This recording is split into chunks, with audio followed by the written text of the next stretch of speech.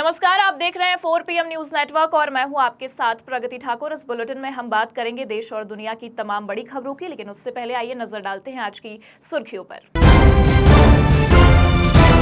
UP में उपचुनाव को लेकर तैयारियां तेज। सपा प्रमुख अखिलेश यादव का बड़ा बयान, कहा सपा और कांग्रेस के बीच जारी रहेगा गठबंधन।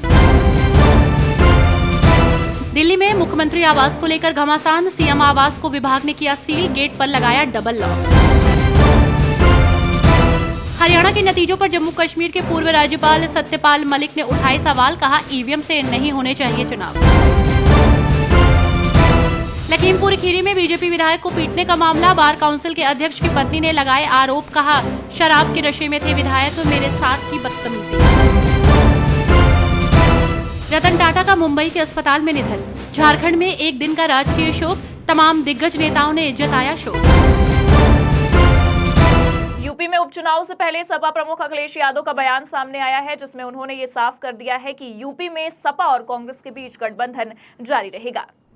यूपी में उपचुनावों को लेकर सियासत गर्म आ गई है। इस बीच कल समाजवादी पार्टी ने उत्तर प्रदेश की 6 सीटों पर प्रत्याशियों की घोषणा कर दी। इसके बाद से कहा जा रहा है कि कांग्रेस से जिन सीटों को अपने लिए मांग रही थी, उन सीटों पर भी सपा ने अपने प्रत्याशी उतार दिए हैं। इसलिए अब कहना मुश्किल होगा कि यूपी में दोनों पार्टियों के बीच गठबंधन रहेगा या नहीं। हालांकि अब इस पर सपा प्रमुख अखिलेश यादव का बयान सामने आया है, जिसमें उन्होंने ये साफ कर दिया है कि यूपी में सपा और कांग्रेस के बीच गठबंधन जारी रहेगा। सैफई में अपने पिता और सपा संस्थापक मुलायम सिंह यादव को श्रद्धांजलि देने के बाद अखिलेश यादव ने मीडिया से बात की। उन्होंने कहा कि उपचुनाव के बारे में आज बहुत कुछ नहीं बोलना है। उन्होंने सपा कांग्रेस गठबंधन के बारे में स्पष्ट करते हुए कहा कि प्रदेश में दोनों पार्टियों के बीच गठबंधन जारी रहेगा। हरियाणा विधानसभा चुनाव में हार के बाद कांग्रेस को अपने सहयोगी दलों से अपनी चुनावी रणनीति पर पुनर्विचार करने के लिए सलाह दी गई है। हरियाणा विधानसभा चुनाव में हार के बाद कांग्रेस को मंगलवार को इंडी गठबंधन के अपने सहयोगी दलों से महाराष्ट्र, झारखंड और दिल्ली में अगले दौर के विधानसभा चुनाव से पहले अपनी चुनावी रणनीति पर पुनर्विचार करने के लिए सलाह मिली।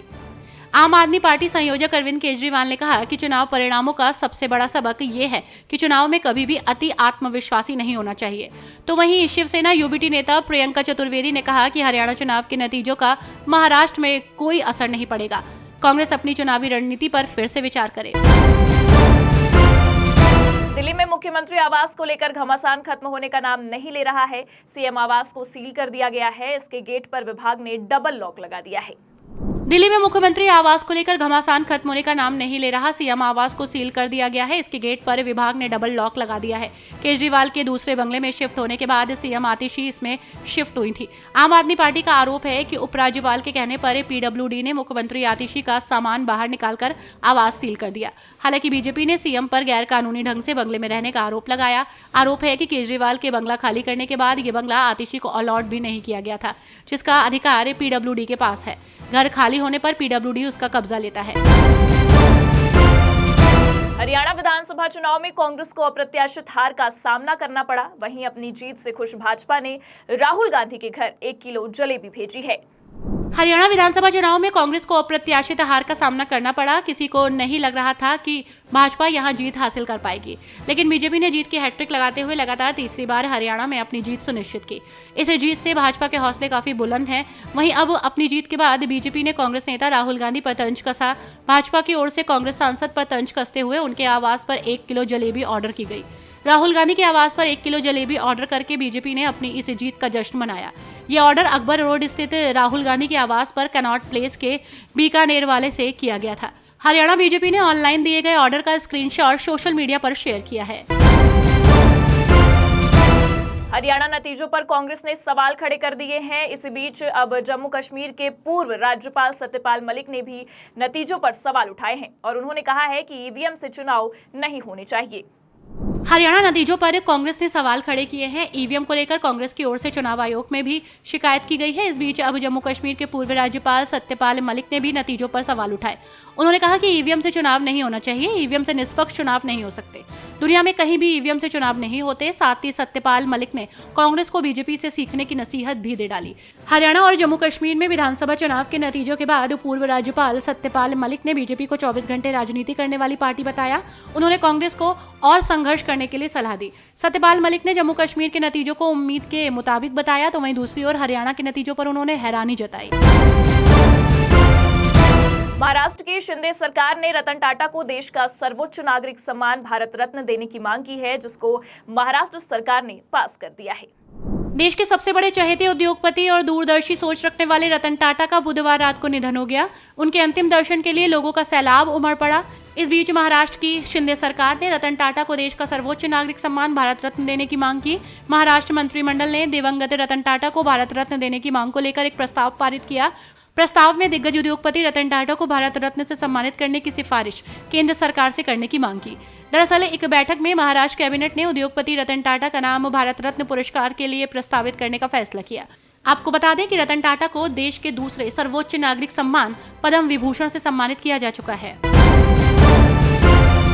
मनोज जरांगे ने कहा है कि अगर मराठा आरक्षण मुद्दा हल नहीं होता है तो हमारे पास 113 उम्मीदवारों की सूची है जिन्हें हम हराना चाहते हैं, लेकिन हम किसी के साथ गठबंधन नहीं करेंगे। महाराष्ट्र में मराठा आरक्षण अधिकार कार्यकर्ता मनोज जरांगे पाटिल ने बड़ा ऐलान किया। उन्होंने कहा कि अगर महाराष्ट्र सरकार मराठा समुदाय की आरक्षण संबंधित मांगों को स्वीकार नहीं करती है तो वो आचार संहिता लागू होने के 48 घंटे के भीतर विधानसभा चुनाव के लिए अपनी रणनीति का खुलासा करेंगे। मनोज ने एक इंटरव्यू में कहा कि अगर उनके समर्थक चुनाव लड़ने का फैसला करते हैं तो वे निर्दलीय उम्मीदवार के तौर पर चुनाव लड़ेंगे और गठबंधन नहीं करेंगे। साथ ही सत्तारूढ़ शिवसेना, बीजेपी, एनसीपी गठबंधन को हराने की कोशिश करेंगे। उत्तर प्रदेश में उपचुनाव के लिए सपा ने बिसात बिछानी शुरू कर दी है। पहली लिस्ट में 6 उम्मीदवारों के नाम की घोषणा के साथ सपा की रणनीति यादव और मुस्लिम समीकरण बनाने की है। उत्तर प्रदेश की 10 विधानसभा सीटों पर होने वाले उपचुनाव के लिए सपा प्रमुख अखिलेश यादव ने अपने सिपह सालार उतार दिए हैं। सपा ने सूबे की 10 में से 6 सीट पर बुधवार को उम्मीदवारों के नाम का ऐलान किया है। उपचुनावों की पहली सूची में सपा ने सियासी परिवारों से बेटे बेटियों, पत्नी और भाई को मौका देने के साथ जाति की बिसात बिछाने की कवायद की। 3 पिछड़े, 2 मुस्लिम और 1 दलित को टिकट देकर सपा ने पीडीएफ फॉर्मूले को बरकरार रखा। साथ ही सीट के सियासी और जातीय मिजाज को भी देखकर दांव चला ताकि जीत की गारंटी तय हो सके। और इसी के साथ इस बुलेटिन में फिलहाल इतना ही। ऐसी ही तमाम राजनीतिक खबरों के लिए देखते रहिए 4PM न्यूज नेटवर्क। नमस्कार।